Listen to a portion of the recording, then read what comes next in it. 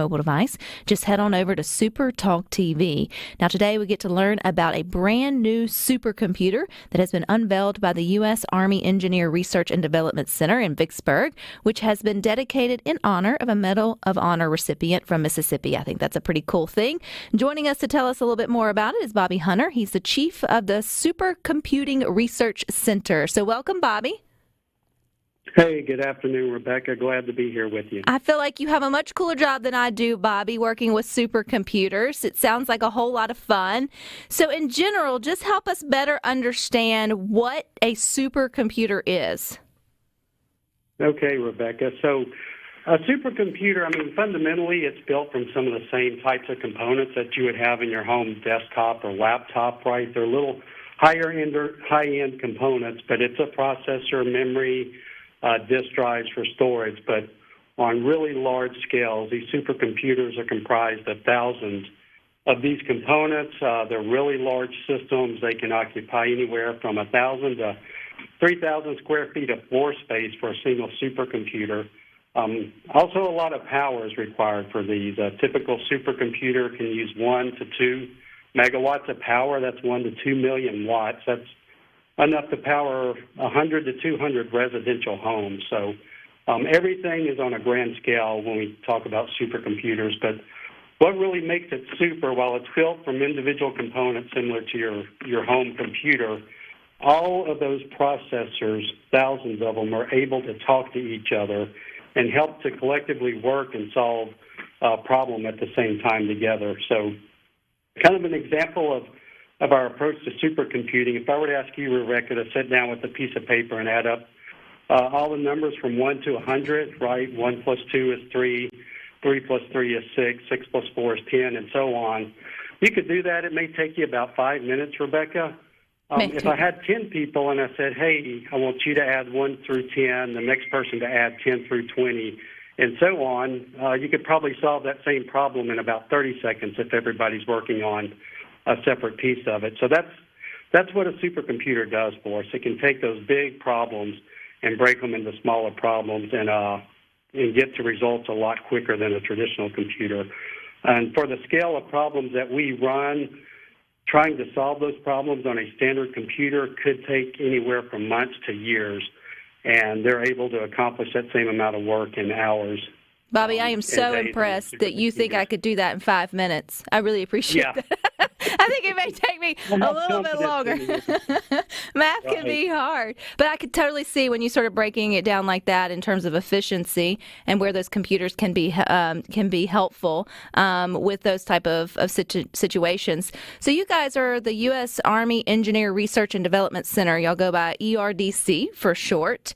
Help us better understand, Bobby, there in Vicksburg, what you guys do with these supercomputers kind of on a daily basis. I'm sure it's just not math problems. I'm sure it's a little more complicated than that.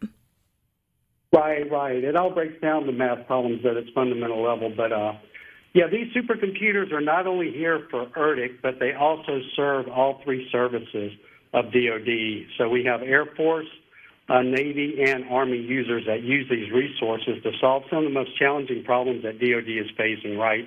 Whether it's from blast protection to protect the warfighter, from hypersonic vehicle flight, to building and designing new dams and levees for the Army Corps of Engineers. It's a wide array of work that happens on these computers, and they're able to support multiple disciplines, right? If you gave a microscope to a biologist, they can use that, but that's no good to an astronomer. They need a telescope. But you can give a supercomputer to both of those same disciplines, and they can make use of it in solving their problems and exploring things that they haven't been able to explore before. So you've got this new one that was just unveiled. What will it be able to accomplish that maybe the other ones won't, or it'll just be kind of another team member within the group of supercomputers to sort of help speed up the process? Right. It's really the latter. It's just another tool in the tool bag of DoD researchers and scientists to make use of. The biggest thing it brings to bear is that time to solution will be much faster. We had one example of a user running on one of our older supercomputers that transitioned to this new one, and his problem he was able to solve 40 times faster than on the older supercomputer. So if it was taking him 48 hours to solve that problem before, now he can solve it in basically 1 hour.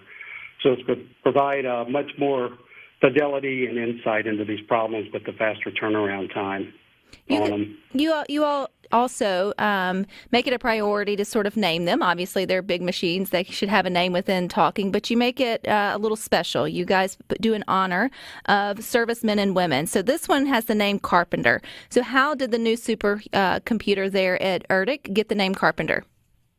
Right. So until about 5 years ago, we used to name our supercomputers after precious minerals and gems. That had been a tradition here at ERDC for over 25 years. Then we gave it some thought and thought, we need to do something that really honors service members, helps us to remember why we're doing what we do. And so coming up with a naming scheme now for these computers of Mississippi Medal of Honor recipients was a really great idea. We've already named two, one after Roy Wheat and Ed Tall-Freeman, both Medal of Honor recipients from Mississippi. And then when we received this, before we received this new computer, we were researching, looking for the name, and we came across Kyle Carpenter, read his story. The fact that he's the youngest living Medal of Honor recipient really inspired us, and so we chose that name, and we got to do an incredible ribbon-cutting ceremony just a little over a month ago. Kyle Carpenter was in attendance for that. Just a really incredible, humble individual.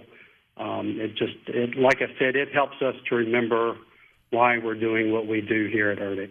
And if they're looking at supertalk.fm, Bobby, they'll see a great picture of the wonderful photograph or the image that's on the supercomputer. I read where Kyle thought he was just going to come and see a big box or something, obviously still excited, but recognizing you guys went the extra step there at ERDC to make sure that it's very visible that this computer was going to Kyle Carpenter and sort of why. And that really does help, paint that picture of why you do what you do every day, but then also continuing to pay the honor by anybody who walks by and gets curious and can read his story.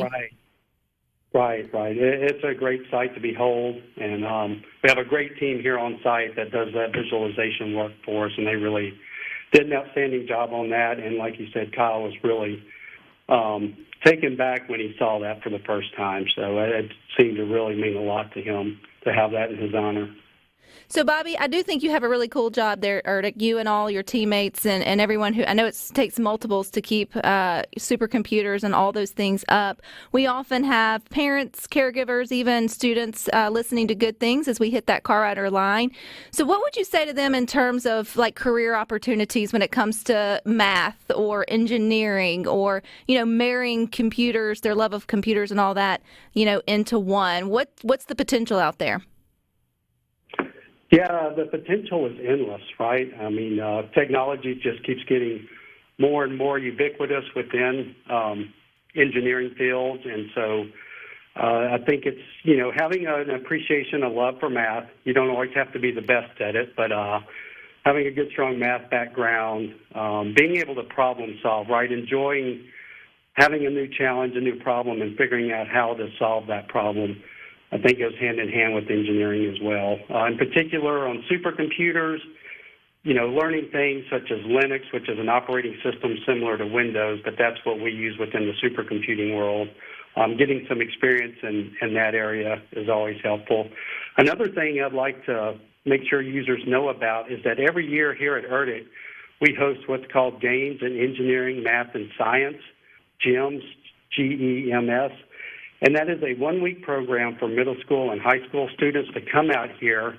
It's a day camp, and it really exposes them across the board between all the different labs and all the different engineering disciplines that happen out here at ERDC. So you can just go to Google and search for Games in Engineering, Math, and Science, and you can come across that.